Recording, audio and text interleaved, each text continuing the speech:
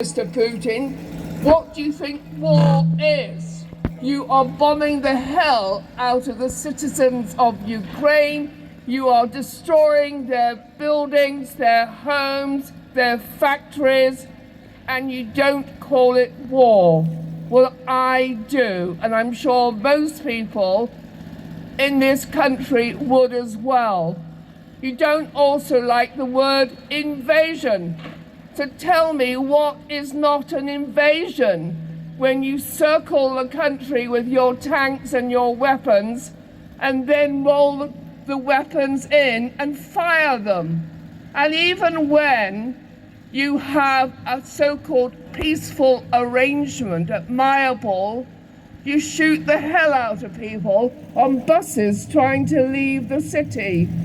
That is not freedom. And that is also not peace. I think you have to examine the words on the page of what Putin is saying, because he doesn't actually keep his word. He is not a man of his word.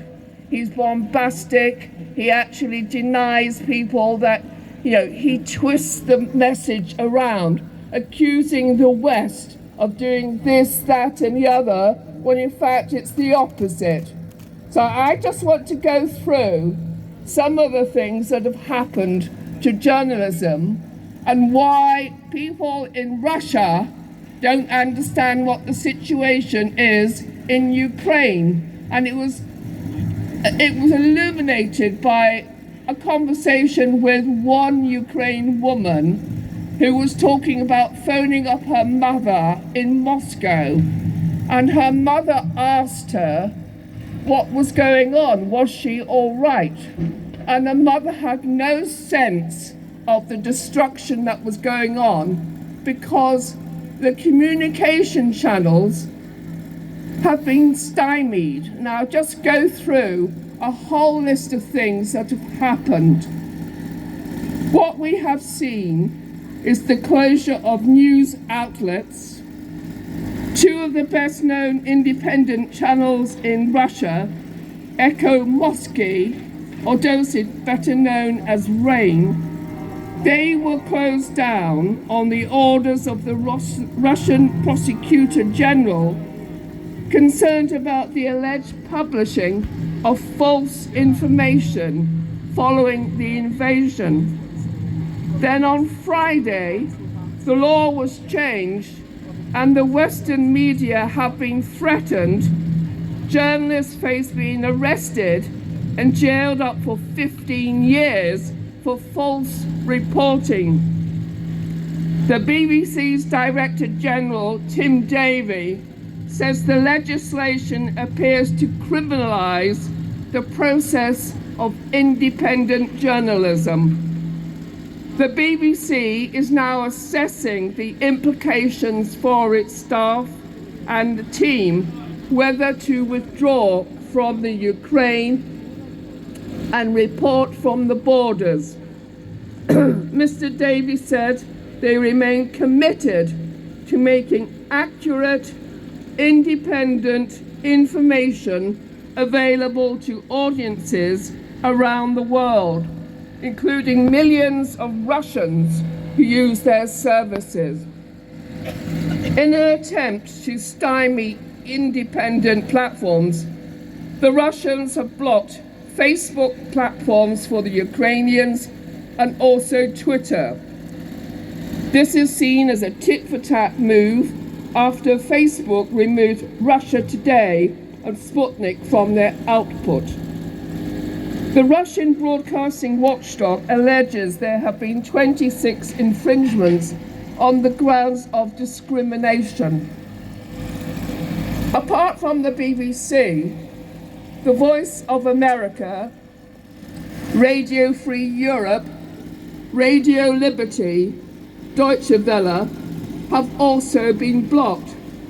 So much for an enlightened, educated government. So far, the only media casualty, and I may be wrong, has been Yevgeny Sukuna, a camera operator who was killed in what has been described as a reckless Russian attack on civilian infrastructure in Kyiv. His employer said all employees to the conflict must protect local and international journalists and stop targeting media facilities and equipment. What you see there is a clamping down on the media and its ability to report what is going on in Ukraine. And it is essential that you have an independent media ability to report the atrocities, all the problems in terms of attacking the buses. And essentially, people outside must know what is going on in Ukraine. Otherwise, he will be allowed to continue. And I know the previous speakers talked about trying to actually end his ability to govern, but you have to look at getting government situations, alliances across the world to do that. I don't know how you'll get rid of him, but as long as he stays, he will wreck the country and he will go on. And the feeling and the fear is, if he can do that to Ukraine, where else is he going to go?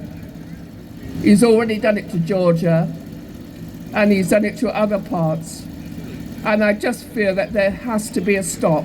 And that is why I am standing up for journalists to do their job. They're very, very brave.